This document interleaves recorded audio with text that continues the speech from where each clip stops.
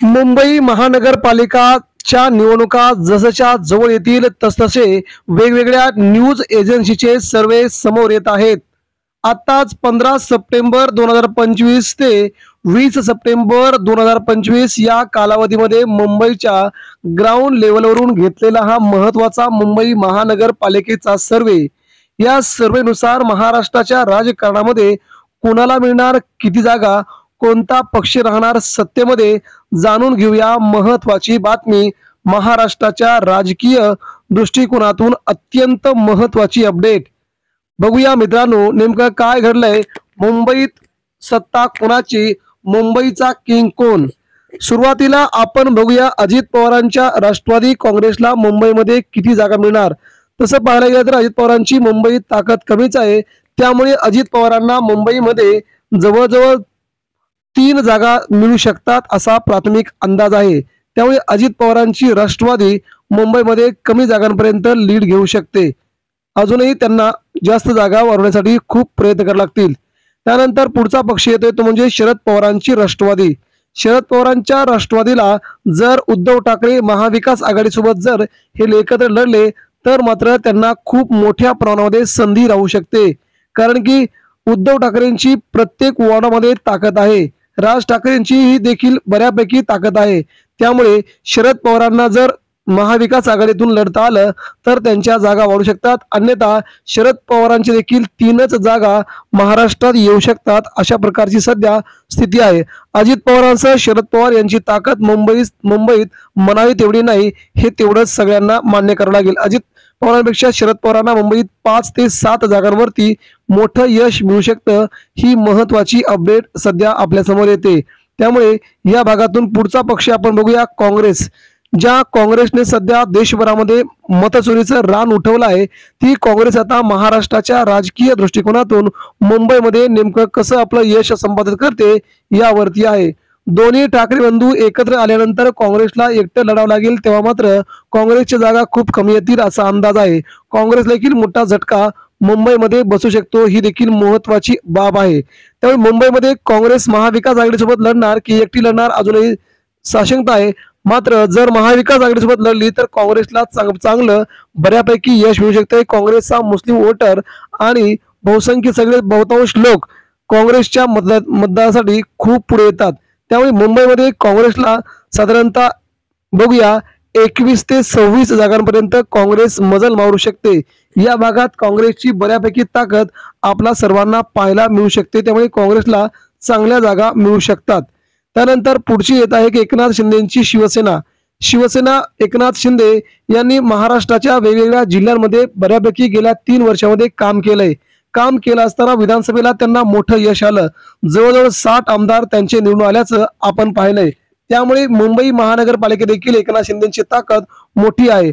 परंतु सध्या गेल्या महिन्यापासून मुंबईतील जवळजवळ त्यांचे 15 ते 30 नगरसेवक पुन्हा उद्धव ठाकरेंच्या शिवसेनेत प्रवेश करणार असल्याची महत्त्वाची बातमी येते, कारण की राज ठाकरे सोबत आल्यामुळे शिंदेकडे गेलेल्या सगळ्या नगरसेवकांना पुन्हा खूप मोठा झटका बसतोय, कारण की राज ठाकरेंचे जे मराठी वोटर आणि उद्धव ठाकरेंचे मराठी वोटर एकत्र झाले तर मात्र शिंदेंना त्या भागातून काहीच जागा मिळणार नाहीत असा अंदाज सध्या मुंबईतून लावला जातोय। त्यामुळे एकनाथ शिंदेंना सोडून काही नगरसेवक साधारणतः 30 ते 35 च्या आसपास नगरसेवक पुन्हा उद्धव ठाकरेंकडे जाऊ शकतात। त्यामुळे एकनाथ शिंदेंच्या शिवसेनेला मुंबईमध्ये 11 ते 16 जागांवरती एवढ्याच जागा मिळू शकतात, ही एक महत्त्वाची आणि शिंदे गटासाठी नक्कीच पुढे अभ्यास करायला होणारी महत्त्वाची गोष्ट ठरेल। त्यामुळे उद्धव ठाकरेंना किती जागा मिळतील यांच्यातर्फे ते देखील आपण आता आगामी काळात बघूया। पुढचा पक्ष येतोय ती म्हणजे भाजपाला गेल्या वेळेस मुंबई महानगरपालिकेमध्ये 82 जागांपर्यंत मजल मारता आली होती, तेव्हा भाजपा स्वबळावरती लढली असताना भाजपला एवढं मोठं मताधिक्य मुंबईतून मिळालं होतं, परंतु आता ती परिस्थिती राहिली नसल्याचं दिसतंय, कारण की उद्धव ठाकरेंचे खासदार उद्धव ठाकरेंचे आमदार मुंबईत बऱ्यापैकी आलेत आणि उद्धव ठाकरेंची ताकद मुंबईमध्ये आहे। त्याच कारणास्तव महाविकास आघाडीची ताकद जबरदस्त आहे आणि आता सरकारच्या विरोधातला रोष सध्या जबरदस्त वाढला आहे। यामुळे यांना देखील आगामी काळामध्ये मुंबईत खूप मोठा धक्का बसू शकतो। मुंबईची कामं रखडली आहेत, मुंबईचे महापौर असतील, मुंबईचे रस्ते असतील, मुंबईच्या बेरोजगारांच्या समस्या असतील, या सगळ्यांना घेऊन मुंबईकर पुन्हा एकदा उद्धव ठाकरेंच्या पाठ्यात वोट टाकतोय काय अशी स्थिती निर्माण होऊ शकते। त्यामुळे देवेंद्र फडणवीस यांच्या राजकीय कारकिर्दीमध्ये मुंबई महानगरपालिका जिंकणं तसं एवढं सोपं काम नाही, कारण की ठाकरे बंधू जर एकत्र झाले तर भाजपला खूप मोठी लढाई सहन करावी लागेल. भाजपला मुंबई महानगरपालिकेत 61 ते 67 जागांपर्यंत आपल्या जागा निवडून येऊ शकतात. ही देखील भाजपसाठी खूप मोठी धक्कादायक बाब असू शकते. राज ठाकरे मुंबईतील सर्वात मोठ्या उद्धव ठाकरेंच्या सोबतीला राहणारे एक मोठं नेतृत्व आहे. राज ठाकरे मराठी बहुल भागामध्ये राज ठाकरेंचा खूप मोठं वजन आहे. या भागातच उद्धव ठाकरेंचं देखील खूप मोठं वजन आहे. राज ठाकरेंचे जे मतदार आहेत ते पाडण्यासाठी खूप मोठे आहेत.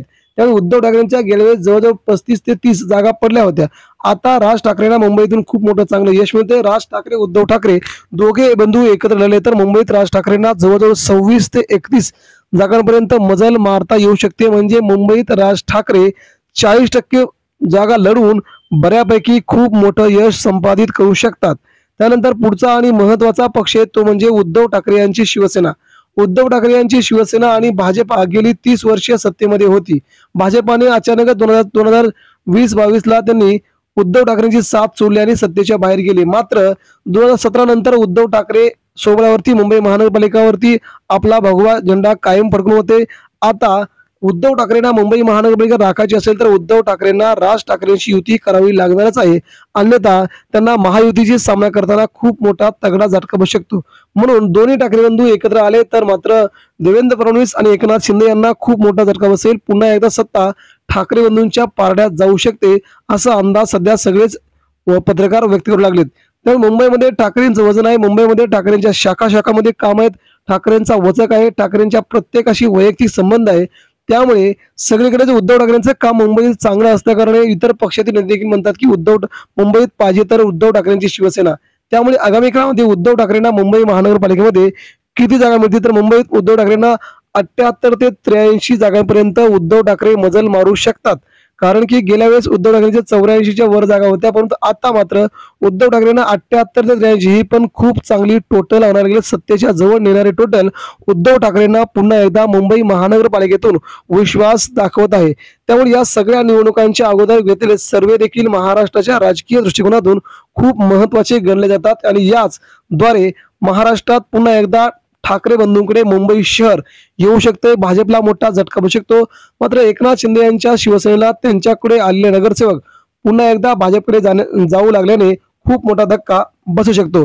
कारण की दोन्ही बंधू राज ठाकरे उद्धव ठाकरे दोन्ही बंधू एकत्र आल्यामुळे दोघांनाही खूप मोठा मुंबईत मिळू शकतं. मराठी बहुल पूर्ण टक्का उद्धव ठाकरेंच्या पाठीमागे राहू शकतो. त्यामुळे महाराष्ट्रात पुन्हा एकदा मुंबई महानगरपालिका उद्धव ठाकरेंच्या हातात राहील अशी शक्यता सध्या जाणवती आहे.